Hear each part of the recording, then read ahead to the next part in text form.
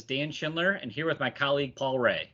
We are Anders CPAs and Advisors, and we are here for another weekly edition of PPP with Paul and Dan. Paul, let's start out with what's new in the PPP world. Well, Dan, right now we're in sort of a lull, I think, sort of. What's really going on is, the old saying where you've got the duck that's kind of floating across the pond and looks all serene, but underneath the little legs are going a million miles an hour. Well, that's Washington, D.C. right now, the little legs under the water. Back in May, the House had passed the HEROES Act, which was north of $3 trillion of additional stimulus, monies towards states and local governments, hospitals, things of that nature. It didn't go anywhere. It just sort of stayed there, dead on arrival, waiting for the Senate then to come back with its version. The last couple of days, the Senate has come back with at least some of its version, and it's all over the place. It's a $1 trillion potential package.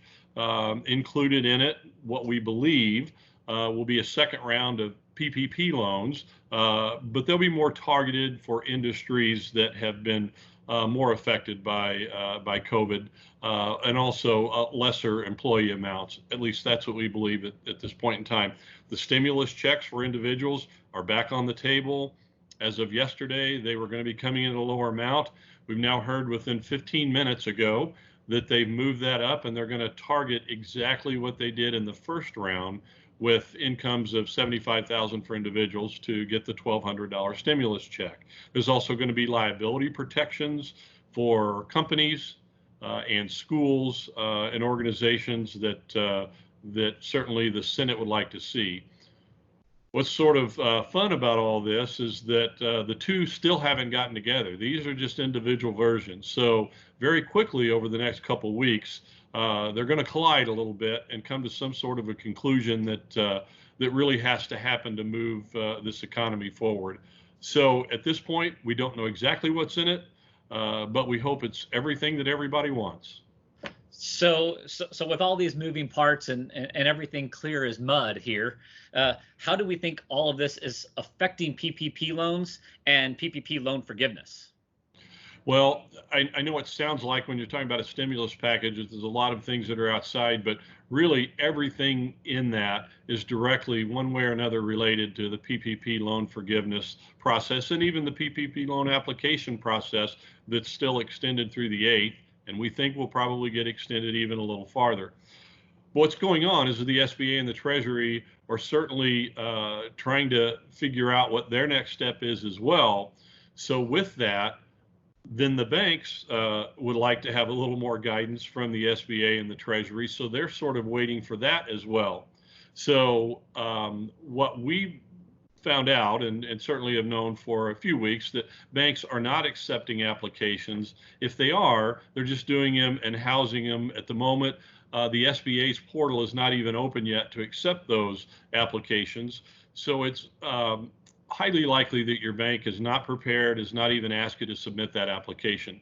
If they do, many times it's just a simple application that they'll sort of get you to take a look at, house it, and submit it at a later date.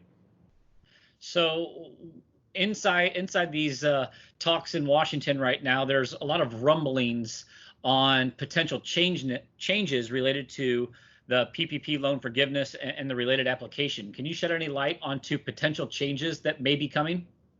Yeah, Dan, and these things are just things that we're hearing about, but usually when we hear about it, where there's smoke, there's fire. It's one of the reasons that we have strongly suggested recently to our clients that if they've not started that process, if they have, that's okay. There's nothing that you've done that's going to hurt anything. But at this point, we're telling you maybe it might be the best idea to hold off and wait till we get more guidance from the SBA, from the Treasury, because it may save you and your advisors a little work. We're hearing that there may be something in the works for some of these PPP loans, the smaller ones, for automatic forgiveness, a number of $150,000 or less. That's a very dynamic number. It could change north of that or south of that. We're also hearing that the applications in themselves are probably going to change again. We're also hearing that a bucket between $150,000 and $1 million certainly will not be given automatic forgiveness, but there may be some streamlining around that to help banks and advisors and clients work their way through this process. So all of these things are creating to this lull that everybody else is talking about, but businesses are out there. I know you're frustrated. You'd love to get this off of your back, but we're suggesting to hold off until at least after the session that the Senate has and the new stimulus package has been voted on, and then we'll go from there. Thanks, Paul. All good information. Keep in mind, as with everything else PPP related, what we discussed today is very likely changing tomorrow and changing again next week. So with that, we'll sign off for this week. Hope everyone enjoyed it, and we will see you again next week.